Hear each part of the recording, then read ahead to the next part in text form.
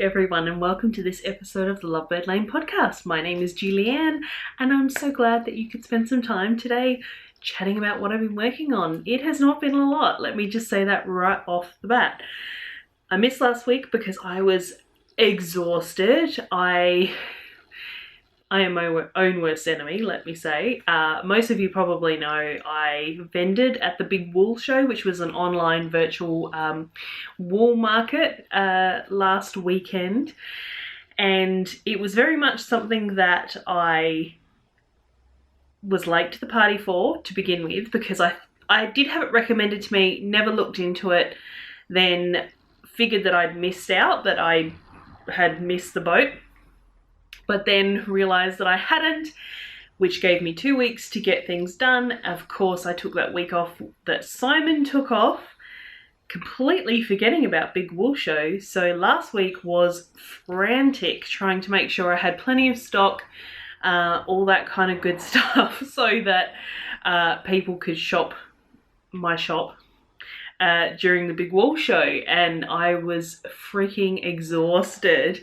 I am still recovering this week. It's Friday the week after, and I'm still not quite all there.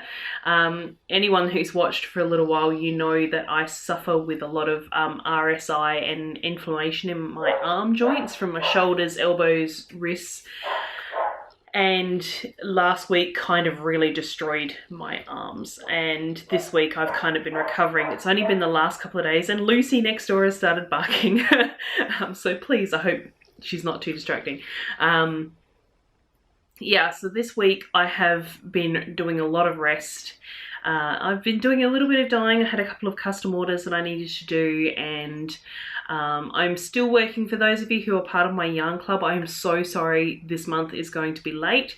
I have done a ton of prototypes for the yarn, and I still haven't been able to hit on exactly what I'm after. I'm very, very close, so I should have that all dyed next week. However, I was going to make polymer clay charms to go along with that, and that is why I'm talking about my hands as well. Because my arms and my hands have been very, very sore. I've been quite debilitated, I suppose. The cold is not helping. My hands remain cold all the time. I'm actually getting chilblains on one of my fingers, which doesn't help either because it's all swelling up the joints on that finger. So yeah, I don't have a lot of dexterity in my hands. I'm dropping things, and yeah, I'm not real happy about it at the moment. So the minor tiny little dexterities that I need to create polymer clay charms is just not there at the moment. I will be sending out an email to you all so that you all know, but for those of you who do watch and are part of the yarn club, I really do apologise, but I cannot help my hands. The other night I was laying in bed, I had to take some ibuprofen because I was literally, I could feel every single joint in every finger, like in my hand. So like top joint, like 3 joints per finger plus my wrist and my thumb. I could feel it all. It was just like this little ache inside every joint. And so I had to have some ibuprofen. My elbows have been really sore. So I've not been doing a lot of crafting. I've not been doing a whole ton of work, which is really frustrating because, as I've said in I think my previous episode, I'm feeling really inspired and I'm really having fun at the dye pots lately, and yeah, this is just putting a full-on spanner in the works, and I'm feeling rather crappy about it. But for now, I will talk about what I have been being able to work on. As I said, the last couple of days, my hands have been beginning to free up a little bit. They're not as painful, so I have been doing a bit of knitting, but I guess I can get on with that. I do have some other things to talk about at the end of the podcast, but we'll leave that to there. And I'll quickly go through what I have been working on. I have a finished object. I have finished my Half Moon Oracle, and it is huge. I ended up using, I believe I mentioned on here, I know I definitely put it on Instagram, that I was thinking of doing a second one with the leftovers, because the project or pattern page says that you use about half a skein of each of the yarns to knit this. But I happen to use over half a skein of all of my colorways, and especially of pearl, funnily enough. I guess it was all that lace right at the end. And yeah, so I will not be able to make a second one unless I drop a needle size. Maybe I might be able to. I mean, this is quite big, so I mean, it could maybe stand to be a touch smaller. But yeah, I'm really, really happy with it. It really worked out very, very lovely. So the colorways that I have used there at the top is Mildly Mauve.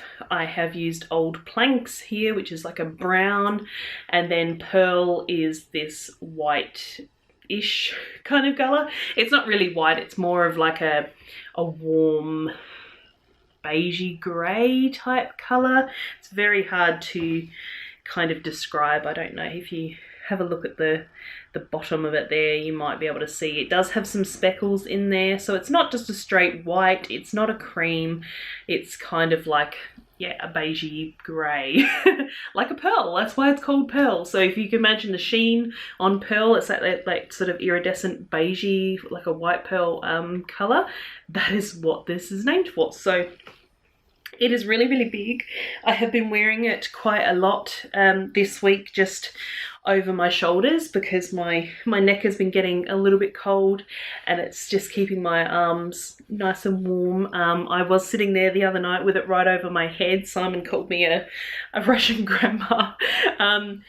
Because yeah, my head was cold. My head has been getting really cold this week. As you can see, I've got quite a bit more hair than I have had recently. I'm actually going to be growing it out.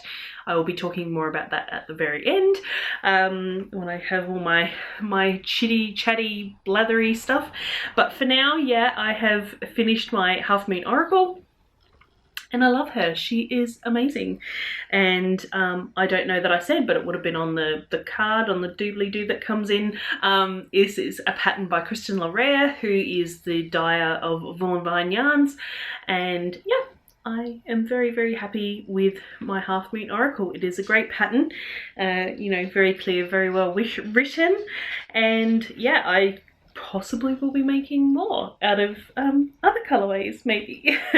But for now, I might pop this back over my shoulders just because it's a little bit chilly. I should have put my jumper back on, but I have had a very busy morning. I walked the dog quite early. I went down to the shops, got enough food to feed us all for the weekend, and 2 loads of washing, dishes, bed made. I've done a lot this morning.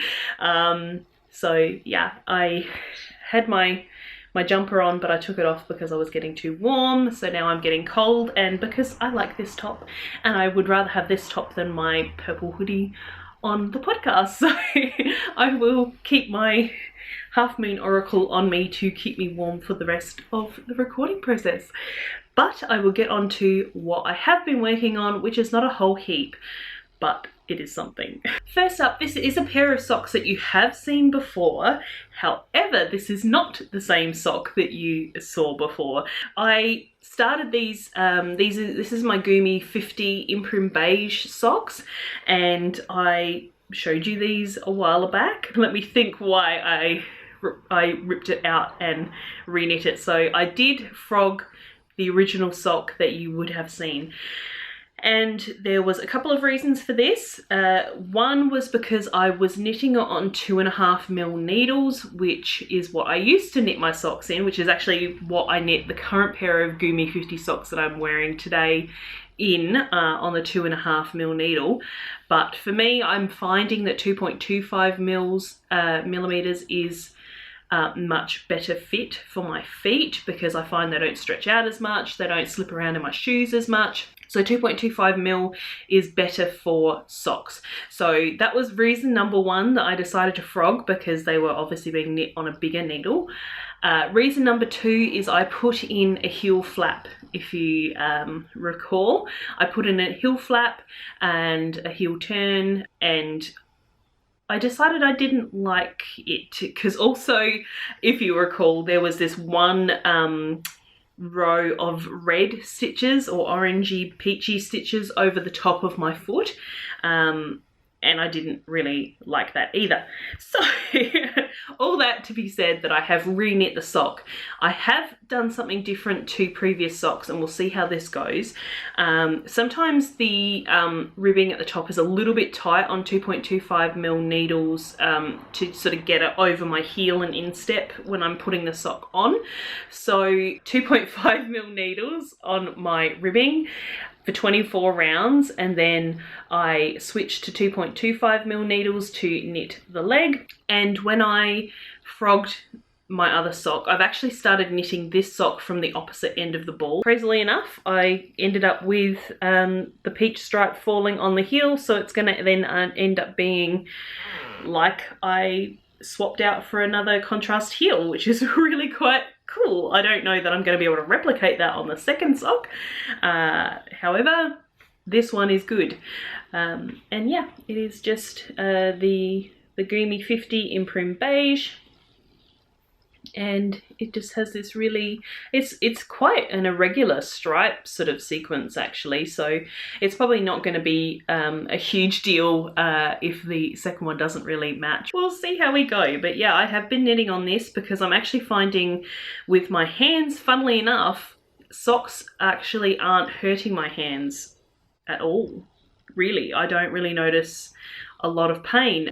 And as I've said before, I have been tested for inflammation, arthritis, fibromyalgia, all of that sort of thing. So all of my previous test results last year when I have this same, it's the cold really exacerbates it. I've had all those tests done and there was nothing found that there is any sort of physical issue with me. I was told it was probably just some sort of RSI. So there you go. If anybody is concerned and thinks I should run off to the doctor, they found that I'm fine. It's just something that my joints get a lot of work and the cold really doesn't help.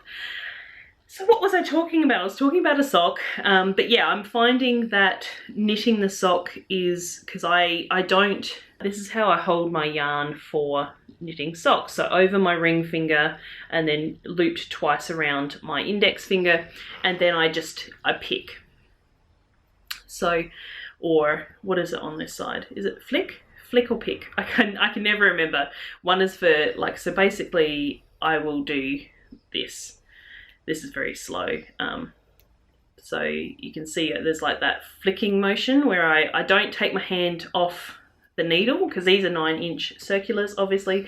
I don't take my fingers off the needle, I just flick. And I'm finding that the sock is a lot lighter and I'm actually able to knit on a sock much longer than I can on anything bigger. So the sock has been getting a lot of attention. I only really started the leg of this a couple of nights ago, and it's just what I've been doing if I'm sitting watching TV or something like that. And yeah, socks is kind of where it's at for me right now with the pain that I've got, because I'm trying to reserve my hands and arms for doing work and getting commitments finished. So yeah, socks is kind of where it's at. So next up, I will grab the project that needs a spoiler warning. We are very, very close to the end. The last clue came out yesterday. This is the Stillness Shawl by Helen, Stewart. I won't pick it up just yet. I'll have a little chat first. Yes, the last clue came out yesterday, so it's possible that you have already seen the finish. If you are knitting it, you might have finished it. I am still working on clue 4 because I put it aside to work on my Half Moon Oracle. I'm a little bit behind in the clues, but that's fine. I'm kind of, I think, a quarter of the way through clue 4, I think, and because I had to do clue 3 and clue 4. So yeah, I'm now on to clue 4, and then the finishing off will be clue 5. But I will pick it up now. So if you do not want to see the shawl, if you want to keep it a secret, as usual, maybe I'll put the timestamp up there because it's nice and bright, and I can put a black text up here. So I will put the timestamp up here. That will let you know where you can duck back in and you won't see any of the Stillness shawl. So you've been warned, I'm about to pick it up. So off you go. All right. Right, so I'm on to clue 3, as I said, and here is where we're at. I am working on clue 4, I mean. Clue 3 was this section here. So that is my colorway Penny, and it has these little star type shape stitches. I've never done those before. I thought they were quite fun, and they were very effective actually. And I'm now on to clue 4, which is in my third color. This is flushed here, and it is just a few eyelets, rows of eyelets. So let me think. I'm pretty sure I had shown you last time the fire heart section here, this red section, which was like a lace sort of chevron. Yeah, I was halfway through it, I believe, when I showed you guys last time. So there was another row, another section of stripes, then of course this little star textured pattern, and now onto the eyelets. I'm just getting through it. We'll turn it the right way up so you can kind of see where we're at. That would be a great thumbnail right there, but I'm not going to do it because some people might be upset with me. But yeah, it is lovely. I'm loving the colors. It's nice and peaceful. There's enough plain knit and pearl rows to really make it relaxing, as well as having just the occasional little bit of extra thought like the eyelets or the star stitches and things like that. So yeah, I'm really enjoying this. I think the colors are playing very nicely together. I feel like the flushed is not reading so orange anymore when I look at it. I think, especially next to Penny, I think Penny is really kind of toning down the orangeness of the flush. Like, I was here working on it this morning, and it was just reading more pink to me. So I don't know. I mean, flush does have a pink base, like a salmony pink kind of base. So and it's got those pink speckles. But yeah, that is kind of where I'm at, and that is all the knitting that I have been doing. I did start some weaving, which I probably should pick up the camera and go and show you, which I might do. I'll do that and add it in as B-roll while I talk over it. Simon's stepdad had his birthday recently, and I made a scarf for my mum-in-law. And she said that, and I said to her, I joked because I gave it to her at stepdad's birthday party. So I joked to her that I was going to repurpose it for Michael, but he might not have liked the speckles. Not the speckles, the sparkles. It was sparkly yarn. And she said, oh, he would love a scarf. So Michael is a really big dude. He's very tall. He's very broad. So, but not like, he's not fat. He's just a big dude. And so I thought, well, if I am going to make a scarf for him, I'm not going to do it on my little sample at loom, which is what I made Rosalie's scarf on. So I had some tea towels. I think I mentioned those as well. Actually, I probably should show you those, but I'll wait until those are finished to show you. They still haven't had their finishing. Sorry, my nose is running. When it gets cold, my nose begins to run, and it's kind of bothering me. But yeah, my hand towels that I was weaving on my bigger loom, it's a 60 centimeter rigid heddle loom, were still on there. They were still being done, so I obviously couldn't use the loom to make a scarf. But Rosalie said to me on the night, she said, oh, he loves scarves, you know, he would like one. So I dug out some of my Highland worsted and dyed it up in the Old Planks colorway. So this brown that is on my Half Moon Oracle, and I have been weaving him a scarf.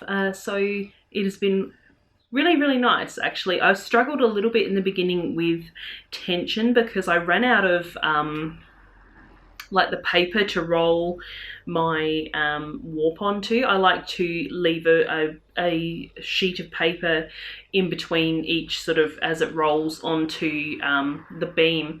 I like to have a piece of paper in there just to keep things nice and level so that the yarn's not kind of all, you know, because it can sink into the yarn below. So if I keep a piece of paper, obviously it's going to stay more layered instead of sinking in together. So yeah, I had a few struggles in the beginning with tension because of that, but then I just unwound it from the beam. I put some paper in there, wound it back on, and that kind of fixed a lot of what my tension issues were. So I've just been going along and weaving on that, just plain weave backwards and forwards, and I'm really happy with the way that it's turning out. Hopefully I will have put in some some footage in here for you to be able to see that. But yeah, that is about it. Let me think. I was going to talk about some other stuff at the end. I've discovered a YouTube channel that I have seen before, but I never really got into it. And I think it's just really hit me at a really good time right now, because Simon and I paid off our credit card this week. That is all gone. It is shredded. We have asked our account to be closed. So that is done. We are debt free at this point in time. We don't owe money to anybody. So all of the money that we have extra every month, because we're trying to save for a house, is now going towards our home deposit. So that is extremely exciting. As part of that kind of, I suppose it's an inspiration, I suppose, because now it means that we're one step closer to being where we want to be. And I found this YouTube channel again, and her name is Therèse. That is the name of her YouTube channel. And she talks a lot about minimalism. She is a mum, which isn't really relevant to me, but she is, like, you know, I guess her vlogs and things like that is her business. That is, YouTube is her business, and I have a business, so like to see how she juggles home and family and work and all of that kind of thing has been really quite inspirational. And as I said, she's a minimalist, which is something that I've wanted to be for a really long time. And being a crafter is kind of the antithesis of being minimalist, but I have really been inspired by her videos, and she does videos about all sorts of things like routines, workouts, skincare. She was previously a makeup YouTuber. That's where her channel started. So I have been really getting into her videos, and I've been feeling really inspired to start walking the walk in terms of my health, my minimalist aspirations. So yeah, she's pretty much inspired me. That's about all the word that I can really say. And to that end, yesterday I had kind of a me day, I suppose you could say. I still did things like I changed the bed and the sheets and washed them and things like that, because the weather has been really good this week. There's been a really lovely few days of sun. So yeah, I decided to do some things that I've been putting off for a really long time, and like just personal care things. Like I finally neatened up my nails, because my nails have been growing like wildfire at the moment. I don't really know why, but they're really strong and they're growing really quickly. So I don't know what I've changed to do that, but that's what's happening. So I finally neatened those up, because they're all getting different lengths and whatever, things like that. I tried out a new minimal makeup sort of tutorial that she showed off. It wasn't really a tutorial, it was just showing how she does hers. I had a lot of the same ingredients of makeup, so I've tried to do what she has suggested, and it's actually, I did it yesterday. I wasn't going anywhere. Like, I don't really need a makeup on a day-to-day kind of basis. However, lately I have been feeling quite low self-esteem, partially because I really want to lose weight, and I keep saying that, and I keep saying I'm a faster and saying I like to eat low carb, but I haven't been following through as much as I would like. Hi, it's just me from the future again. I realised that I never finished my thought about my self-esteem. Partially it's probably because of my weight, as I said, and I've been feeling really unfeminine lately. I have enjoyed having my hair shaved, but I think I'm going to grow it back out. And the fact that I found sort of this minimal makeup kind of routine, it gets done in a few minutes, and I can do it every morning. And I can put on my earrings, I can put on my rings, and just feel a bit more feminine. And I'm thinking, you know, as my clothes wear out, things like that, I'm going to replace them with more feminine clothes. So that was a thought that I was kind of had that I didn't elaborate on in the podcast itself. I will just head off and start editing the podcast. And this is my hoodie that I said that I was wearing, so it is cold. I put my hoodie back on. So we'll get you back to regular programming now. Yeah, she's just really inspired me to walk the talk, I should say. So I have decided that I want to eat more whole foods. I want to eat more natural, like, you know, fruits, vegetables, like try and eliminate as much processed food as I possibly can, and to start going through my belongings and minimalizing. And yesterday I did a small section of the bedroom.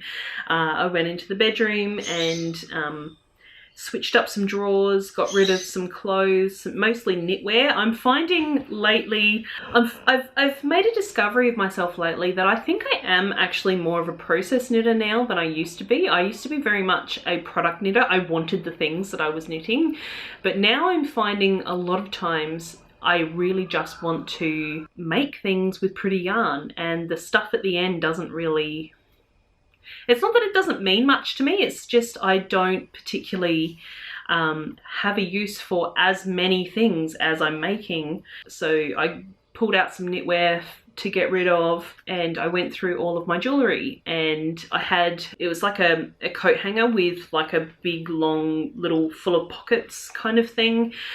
And I went through that yesterday and pulled out most of it to get rid of. A lot of my jewellery has been very cheap costume jewellery, and so I just got rid of all of that. I even got rid of some of more sort of like precious gemstone jewellery, some gold jewellery, just because I don't wear it. And I've pulled out pretty much, I have less than 12 pairs of earrings now. I have just a few rings that I really like and wanted to keep, 2 necklaces and 1 bangle, and that is pretty much all I have now. So I just have this little tray of jewelry now, and yeah, I feel really good about it. Like I cleaned up our whole dressing table. I went through my perfumes, threw out a couple of bottles that were really old, and I just feel really good. Feel like less junked up, I suppose. And I was able to put out some pressed flowers that I had, and a few of my crystals I put out on my dressing table, and I'm just really happy with it, and I'm wanting to continue with that. And as part of that, I'm thinking, if you've been following me for a while, you probably know that I have a second channel which was started on my weight loss. It was supposed to be like a weight loss channel, but I'm thinking I'm going to kind of make it more of a vlog channel, or like tips that I find helpful, like a lifestyle channel, I suppose you could say. And I still want to involve my health, my weight loss, things like that, but I want to kind of incorporate more vlogs about minimalism and things as well. So if you are interested in any of that sort of stuff, I will be beginning to vlog again, and I'll of course let you know on here when I start uploading. But yeah, that's kind of where I've been at the last couple of days, and now I'm just beginning to feel a little bit more optimistic, especially with having that credit card gone. And yeah, I'm just feeling a bit more optimistic, plus like the wonderful sales I had last weekend for the big wool show. Thank you so much if you found me through there or you purchased. I'm really appreciate it. I'm so grateful, like words can't even express how grateful I am to everybody who placed an order and followed my Instagram and all of that kind of thing. Like this would be pointless without you, so thank you so much. And I think I should probably leave it there. I am getting very thirsty, and I can tell that this is going to take forever for me to edit. So thank you so much for joining me today. I have been clapping my hands a lot. Hopefully that's not too annoying. I really would like to thank you all for being here today and for following along, for joining me. If you are new, you are so welcome here. And I would like to wish you all happy knitting, happy crafting, and I will catch you in the next one. Bye. And we're clapping again.